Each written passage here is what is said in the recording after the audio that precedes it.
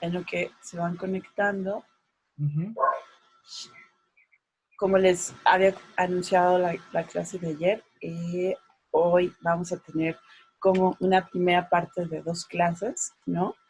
Tal como en el módulo pasado hablábamos de Saul Bass y de su importancia en todo el proceso o todo el trabajo con Hitchcock, con cómo cambió completamente la visualización de los openings de películas, de los pósters.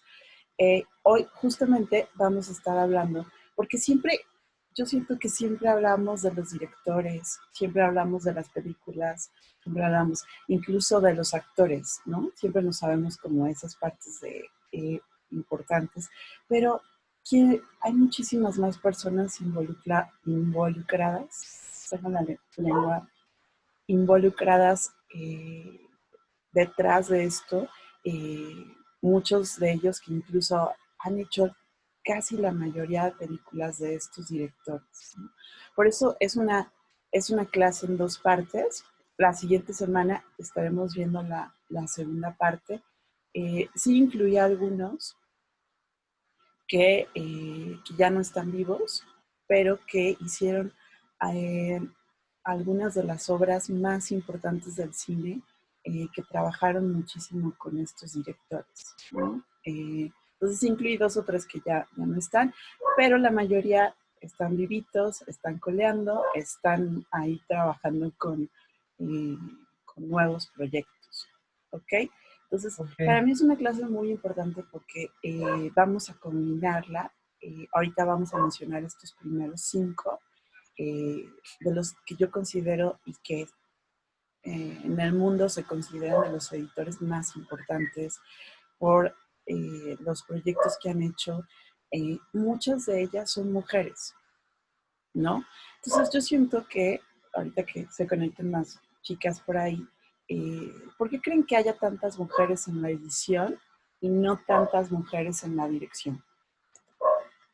¿Por qué creen que pase eso? Porque las mujeres son más creativas, ¿no? Sí, es raro. O sea, realmente cuando hablamos de los inicios del cine, eh, siempre hablamos de directores, ¿ok? La mayoría eran hombres por la época, por diferentes cosas. Incluso aquí en México, la primera directora mujer, ahorita les digo el nombre, llegó en la época dorada del cine mexicano. Lupita, ay, ¿cómo se llama? Que en realidad su historia es muy, muy interesante. En algún día la comentamos. Ella entra a las películas, al cine como extra, luego se convierte en actriz. Eh, les digo, y posteriormente se convierte en directora y hace grandes películas del cine mexicano. Ahorita les comento un par. Aquí está. Y es muy poco conocida su historia, aunque hay un par de documentales y cosas por ahí. Y entre, un poco como ahí hablando de ella, Matilde Landet, claro. La pueden googlear, es una de las primeras directoras eh, que apareció en los años 50 más o menos de la época dorada del cine. Entonces las mujeres, pues realmente, pues digo, hoy en día solo hay una mujer que ha ganado el Oscar como directora, ¿no? Una sola mujer en la historia del mundo mundial de los Oscars, que llevan más de 80 años, solo ha ganado una mujer directora que se llama Catherine Bigelow, eh, que ha hecho películas increíbles, increíbles como la de Keanu Reeves, eh, la Rompiendo las Olas, de Hurt Locker, y ¿Eh? es increíble, ¿no? Eh, Tiene una película futurista por ahí que se llama ay, Los sueños de los años pasados, algo así, que la hace exactamente en el año 2000, cuando estábamos en la celebración. Entonces la película es entre ciencia ficción y se desarrolla en el año 2000 y es la única directora que ha ganado el Oscar Mujer, ¿no?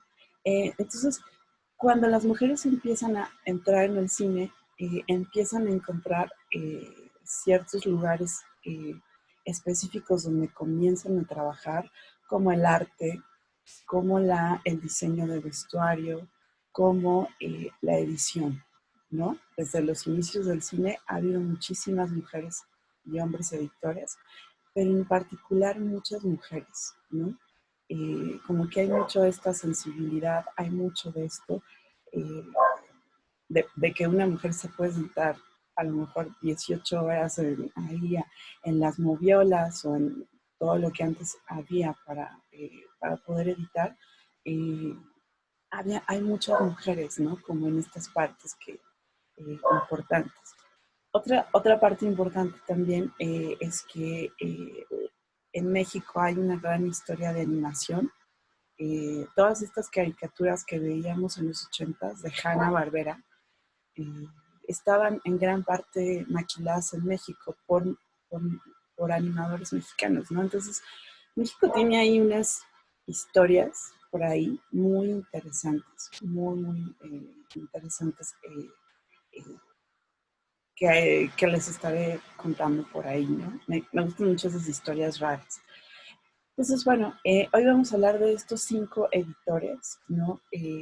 Creo que lo más importante es hablar de ellos, hablar de las películas que han hecho y en video, por mail, les estaremos enviando como unos videos de entrevistas, de varias cosas donde los vemos a ellos platicando acerca de su trabajo, que es mucho, mucho mejor que solamente hablar de ellos, ¿ok? Y la siguiente semana vamos a continuar un poco como esta segunda parte de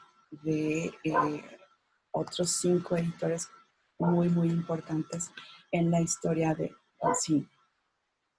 Así que vamos a comenzar. Vamos a comenzar justamente con una mujer que es considerada eh, completamente la editora viva más importante del mundo. ¿Ok? Esperamos que nos dure muchísimo más. Thelma Schoonmaker, realmente una editora muy, muy, muy importante, con muchísimas películas detrás de ella. Por supuesto, no podríamos hablar de su trabajo sin hablar del trabajo de Martin Scorsese. Ella lleva 30 años o más haciendo todas las películas de Martin Scorsese, desde Raging Bull, Taxi Driver, El Aviador, The Irishman, la última. Tiene una gran filmografía en realidad y gran parte de lo que podríamos hablar que es el trabajo de Martin Scorsese viene de ella, ¿no? Viene del estilo en el que ella logra eh, narrar, en el que logra conectar las historias, en el que logra escoger un score musical que vaya de acuerdo a las diferentes películas. A lo mejor, y es un nombre que a lo mejor en nuestra vida habíamos oído, ¿no? A lo mejor la vemos, sabemos cuando alguien gana el Oscar, vemos a gente que ahí sube, pero realmente qué hay detrás de todo el trabajo de esta gente, ¿no? Entonces, imagínense, pues realmente la importancia de ella en el cine ha sido brutal, ¿no? Ha sido, estamos hablando, pues yo creo que de las mejores películas en sí del cine.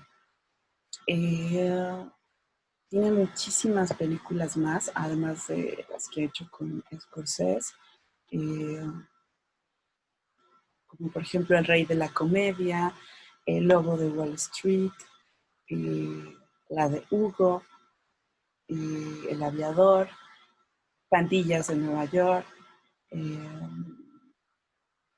incluso muchos de ellos, de estos que les comentaré, en el caso de Thelma, ella edita por en ese momento el video de Michael Jackson de Bad.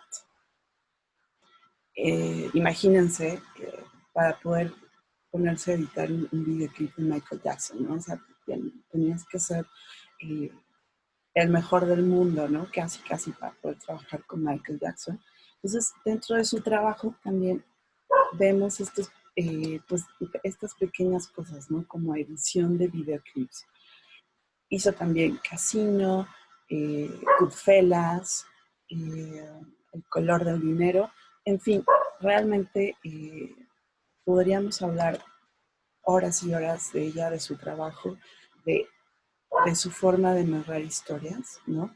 Les vamos a compartir un par de entrevistas y cosas de ella, que ella casualmente no es estadounidense, es argeliana, es de Argelia, entonces su historia es muy interesante, muy importante, cómo ella conoce a Martin Scorsese, cómo empieza a editarle sus películas, cómo empiezan a trabajar en conjunto, ¿no? Entonces, muy, muy bueno. Ojalá que las entrevistas de ellos que les buscamos y que les estaremos compartiendo les pueda servir muchísimo para conocer más acerca de la edición, ¿ok?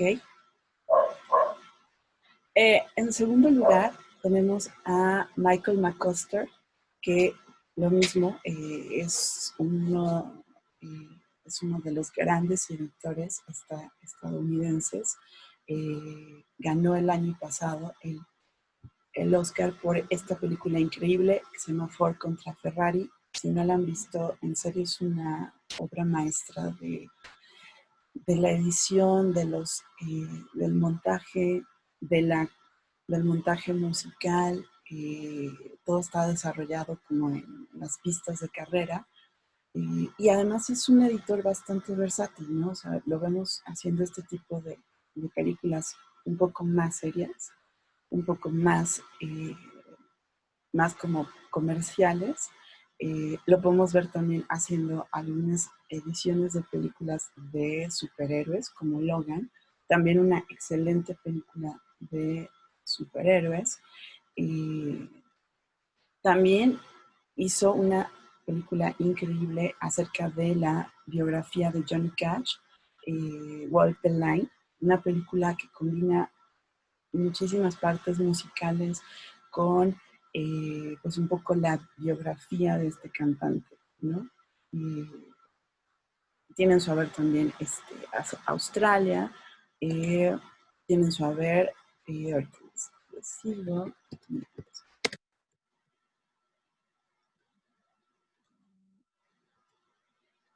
tiene muchísimas películas también bastante clásicas.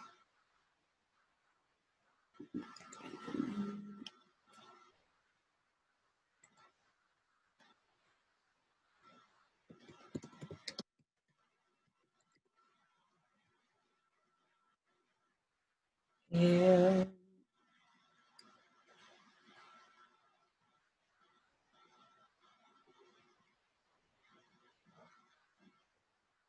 mm, mm,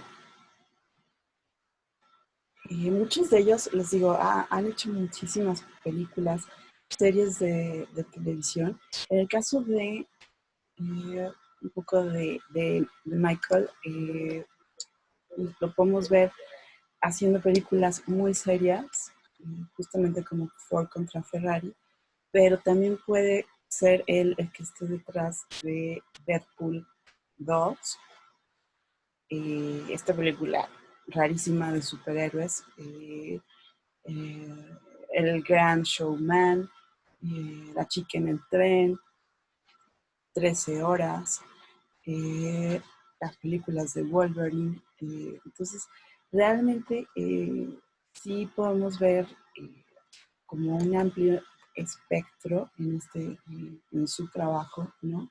en un poco las historias que a él le toca, eh, que a él le toca narrar, ¿no? Eh, Muchísimos de estos editores, sobre todo en el caso, regresándome un poquito a Telma, empiezan con la edición en 35 milímetros, por supuesto, y, y conforme avanza su trabajo, conforme avanzan diferentes cosas, hacen ciertas transiciones ya hacia completamente softwares como Avid, Premiere o Final Cut, ¿no? Casi que ellos incluso en algunas de las entrevistas que estaremos compartiéndoles, eh, hablan un poco de esa transición, ¿no? De antes tener que editar mucho a mano, mucho a ojo, estar revisando todo cuadro por cuadro eh, en 35 milímetros y el cambio que para ellos representa tener un software que es no lineal, ¿no? Esa es la gran diferencia con la edición en 35 milímetros, que es eh, lineal completamente. Tú construías una cinta eh, donde contenía la película, la edición de la película, y esa cinta se replicaba miles de veces a un software no lineal que tú puedes hacer cortes, puedes avanzar, puedes regresar, puedes cambiar una toma al principio, puedes cambiar en medio, puedes hacer, pues tienes la libertad de mover de forma no lineal todos los elementos que tengas. Uno de los editores que, bueno, obviamente ya falleció, pero que también marcó muchísimo su época, que también cuando hablamos de Robert Wise representa una de las épocas más importantes del cine clásico estadounidense, eh, pero principalmente él hace una de las que es consideradas las mejores, la mejor película de la historia, que es El Ciudadano Kane. Y él también hace una transición entre, comienza siendo editor, comienza haciendo diferentes películas y todo eso, y después se vuelve director, ¿no? Es uno de los mejores ejemplos de transición de editor a director. Hace West Side Story, The Sound of Music, una película increíble de ciencia ficción que se llama Andromeda Strain. Eh, Hace la serie de Star Trek, la clásica, pero realmente por un poco por lo que lo mencionamos en este caso, es porque él siendo muy joven, eh, literalmente pues le llega esta oportunidad de hacer la edición del Ciudadano Kane. Y si no la han visto, realmente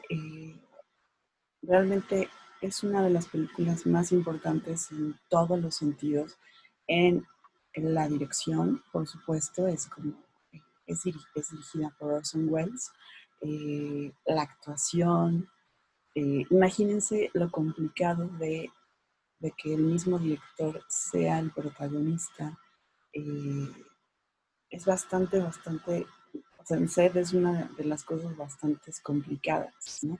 Eh, Logran hacer una obra maestra y también por la edición, ¿no? Hay ciertas escenas que les estaremos compartiendo en video, como fundidos, ¿no? De una toma a otra, que es algo que antes no era muy común y Robert White es el primero que empieza a desarrollar estas como técnicas de fundir dos imágenes, de fundir eh, eh, hacer como ciertos cortes en movimientos en cámaras que están en movimiento, ¿no? Su trabajo es muy importante para la historia, es muy importante eh, para el cine mundial, ¿no? Así que estaremos viendo un poco más de su trabajo. Hablando un poco acerca de de muchas mujeres que están detrás de grandes películas, eh, tenemos a alguien que es un poco más joven, ¿no? Pero que realmente también ha logrado hacer películas muy icónicas de la cinematografía. Y estamos hablando de Lisa Fruchmant, eh, una también editora muy importante. Ahorita veremos un par de... Eh, realmente, por lo que se la considera dentro de los mejores 10 editoras o editores del mundo, es por su trabajo en Apocalypse Now, ¿ok? Realmente, imagínense el reto de hacer este tipo de película acerca de un soldado eh, que pierde la razón en medio de la guerra. Y entonces, realmente es una película brutal visualmente, tiene muchísimos elementos importantes que son considerados pues, hoy en día como muy importantes en la cinematografía mundial. Por supuesto también algo que podemos ver que es como un poco parecido también a las películas de Martin Scorsese, es que ella ha editado casi la mayoría de películas de Francis Ford Coppola, ¿ok? Por supuesto, todas las películas del Padrino, eh, algunas otras películas por ahí que también tiene como La boda de mi mejor amigo, que es una gran película, en una gran comedia romántica, ¿no? Eh, tiene en su haber otras películas como Truman, les digo, el Padrino parte 3, Street Music, eh, 10, el número mágico, en fin, muchísimas películas que también ella ha podido trabajar mucho, pero pues realmente si vemos la filmografía de realmente que una misma persona haya editado Apocalypse Now o El Padrino, y nos está hablando de una persona completamente brillante, ¿no? En la narrativa, en el estilo de montaje, ¿no? Que marcan, El Padrino en sí marca muchísimo al cine como una trilogía eh, que, que hay, por supuesto, un antes y un después, ¿ok? Eh, es muy interesante ver como ciclos de todos estos editores, ¿no? Ver como eh, sus diferentes películas, ¿no?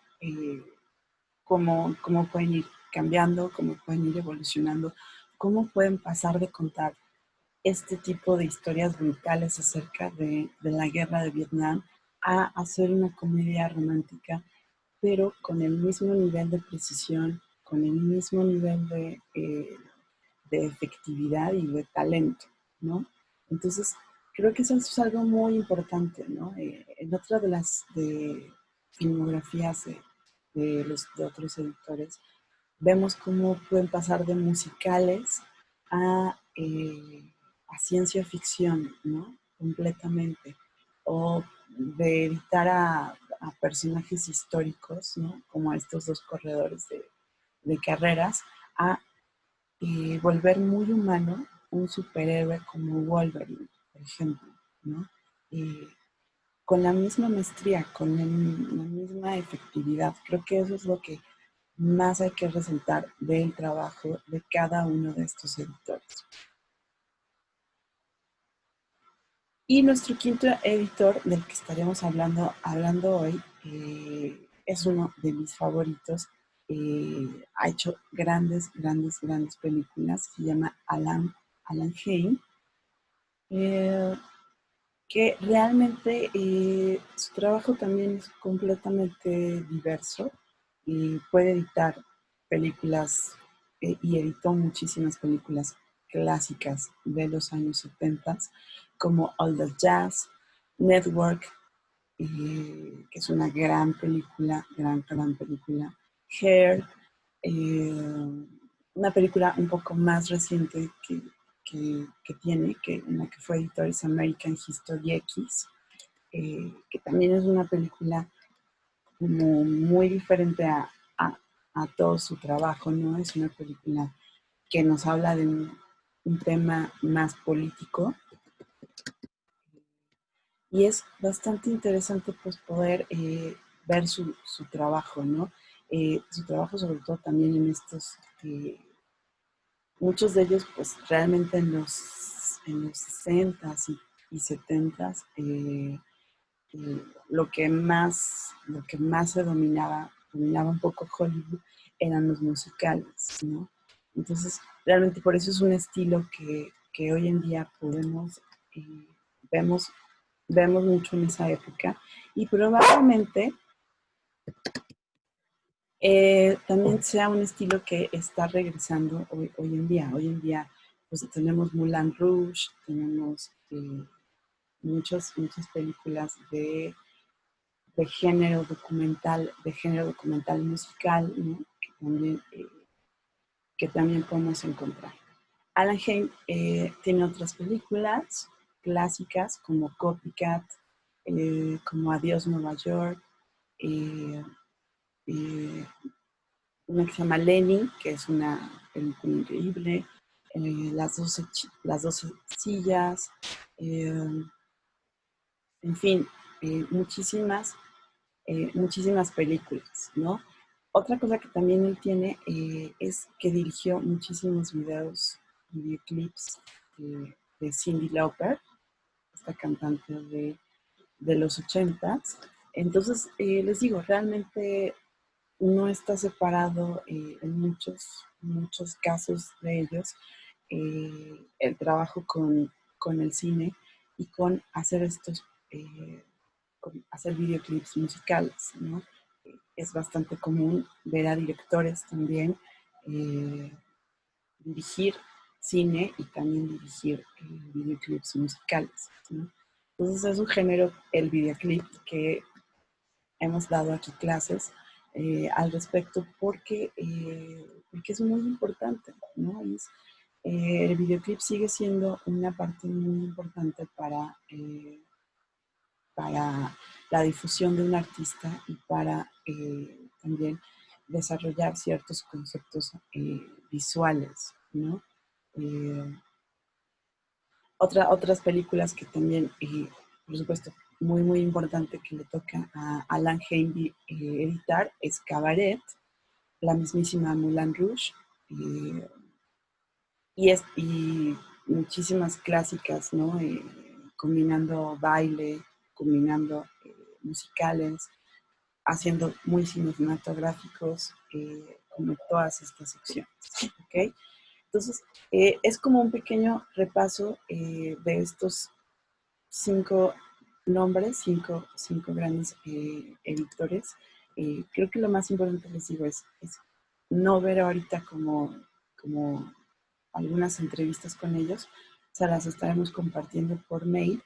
Eh, si no han visto algunas películas, es muy importante que le echen ojo al menos a las más importantes de cada uno de estos editores, ¿no? Y cómo es que ellos leen el guión, cómo es que ellos hacen ciertos eh, procesos, ¿no? De, de poder de poder darle una narrativa a las historias, ¿ok? Recordemos que el montaje y la edición es darle una narrativa a la parte visual, ¿no? ¿Cómo lo voy a contar? Eh, el guión funciona muchas veces, pero realmente quien al final del día termina poniendo la música con determinados cortes, con determinadas transiciones o a veces cambiando la estructura de la historia, son en gran medida los editores, ¿no? Entonces, por eso es muy importante conocer, pues quién editó Apocalypse Now, ¿no? ¿Quién editó El Padrino? Eh, Entonces, diferentes cosas por ahí importantes, ¿ok? ¿Alguna pregunta respecto a ellos? ¿O No. alguien por ahí que de todas estas películas que les mencionamos, cuál les gusta mucho en edición?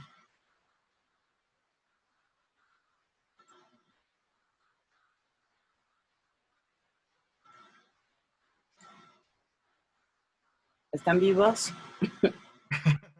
Sí, no, Sí, estamos aquí. buscando. Me imagino que muchas de estas las han visto. ¿Cuál es como de todas las que mencionamos, como la que ustedes digan, ay, esto me encantó, cómo fue montada, editada, me encantó la música y todo esto? Cuéntenme un poquito.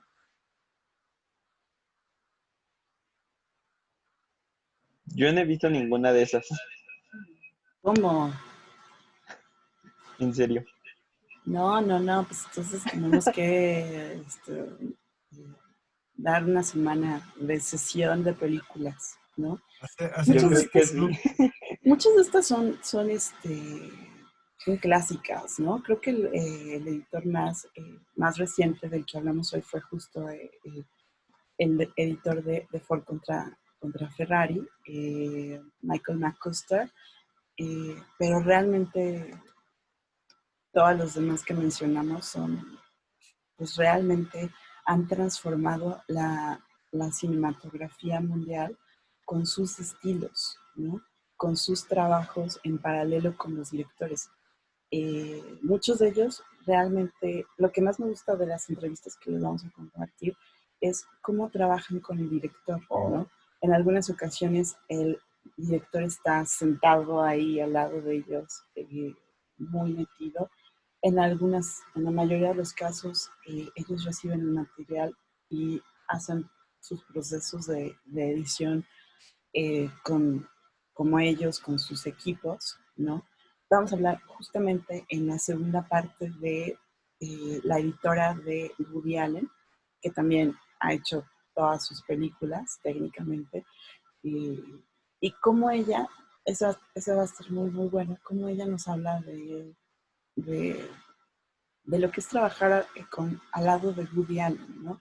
Y él es muy meticuloso, está diario en la sala de edición, está él trabajando muy de cerca con la editora, ¿no? Entonces, en la segunda parte estaremos hablando de ella, pero creo que lo más importante ahorita es que chequen estos videos que les vamos a compartir, casi son masterclass de edición, ellos nos hablan de cómo escogen la música, cómo saben que esa música va a ser perfecta para esa escena de pelea, cómo, cómo es trabajar los primeros cortes con el director, ¿no? Normalmente cuando tú trabajas una película son procesos que pueden durar un año, eh, son procesos bastante largos y cuando tú llegas a mostrárselo al director sabes que siempre va a haber cambios, ¿no? Siempre, siempre los va a haber. Eh, pero en gran medida también sabes que el director va, le va a gustar lo que hiciste o la va a odiar por completo y te va a mandar a hacerlo desde cero, ¿no? Entonces, ¿qué tan importante es trabajar con el director, en algunas ocasiones con el mismo productor, ¿no? Que también a veces se involucran en estas decisiones más creativas, ¿no? Eh, ¿Y qué importancia tiene esto en nuestros procesos eh, como editores? ¿Ok? Eh, yo en lo personal les estaré compartiendo, para los que no hayan visto, una película que nos tomó editarla en sí 4 años, porque era un documental. Entonces los documentales, lo hemos comentado, no tienen guión, no tienen guiones tan definidos, ¿no? Vas recibiendo el material, vas recibiendo, vas investigando, vas encontrando historias. Y lo más importante es que pues vas un poco llenando huecos o encontrando eh, nuevas aristas de una historia que a lo mejor no tenías, ¿no?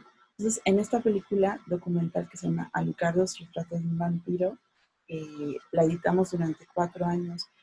Algunas cosas que ya estaban, que ya estaban perfectamente editadas, montadas, de pronto tienen que salir porque no teníamos los derechos, eh, o más bien la persona que tenía los derechos de ciertas tomas ya no quiso colaborar con la película.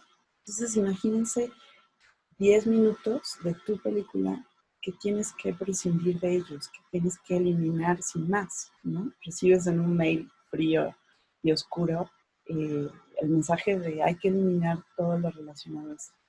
Entonces, realmente, pues bueno, ¿no? No puedes hacer nada, no puedes llorar, no puedes decir, es que la historia está, eh, es importante para la historia tener esas imágenes, por supuesto, pero tienes que sacarlas, ¿no? No hay vuelta atrás. Y también en esta película, una de las cosas más increíbles que nos pudo pasar es que ya estaba terminada. Los que la han visto o los que apenas la van a ver, les compartiré el link. Combina muchas animaciones, muchas recreaciones eh, también, pero ya digamos como ya en un 95% de edición y de montaje ya terminado de la película, un día nos llegan unos un material en un formato que se llama Super 8, eh, muy usado en los años 60, y lo mandamos revelar y nos damos cuenta que es detrás de cámara de, de películas de Jodorowsky, de películas de Juan López Moctezuma, grabadas mientras hacían sus películas, ¿no? Imagínense tener un detrás de cámara de una película de Jodorowsky, ¿no? Entonces, a unos meses antes de entregar la película, te llega estos tesoros y de nuevo te manda a la silla de edición a ver dónde vas a poner el material, cómo lo vas a poner, cómo vas a narrar algo con él, ¿no? Entonces, realmente es una película que en lo personal no sé si volvería a hacer una cosa así, ¿no? Estar 4 años trabajando en la edición de un proyecto, haciendo más de 50 cortes diferentes. Y al final del día, lo más importante es que llegó una persona eh, que le dio cierta frescura, que sugirió ciertas partes de cómo poder armar la película ya con los Super 8, y que se convirtió pues en una persona como con esa mirada fresca que que pudo darle la salida final también a lo que vemos hoy en la película, ¿no? Así que se las estaremos compartiendo. Pues chequen estos videos de cada uno de los 5 directores que hoy les, les hablamos. Les estaremos compartiendo una entrevista y un montaje como de sus diferentes trabajos para que lo puedan checar, ¿ok? Y mañana, ahora sí, vamos a platicar acerca de sus proyectos, de la pandemia, y seguiré y estaremos viendo un poco más de ejemplos también de montaje y de colocación de textos y gráficos en un video.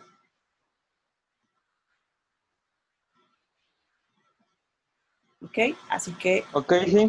muy callados, no sé si están ahí, pero Y aquí seguimos. en un momentito les llega como estas entrevistas como, como para hacer la clase más interactiva, que puedan revisar este mail y ya ver cómo específicamente a estos editores hablando de su trabajo, ¿ok? Así que bueno chicos, pues sin más, nos vemos mañana a las 9. Estamos resolviendo ahorita lo de la sesión de Zoom que se pueda actualizar, pero por el momento pues nos vemos en esta misma sesión mañana a las 9. Ok. ¿Ok?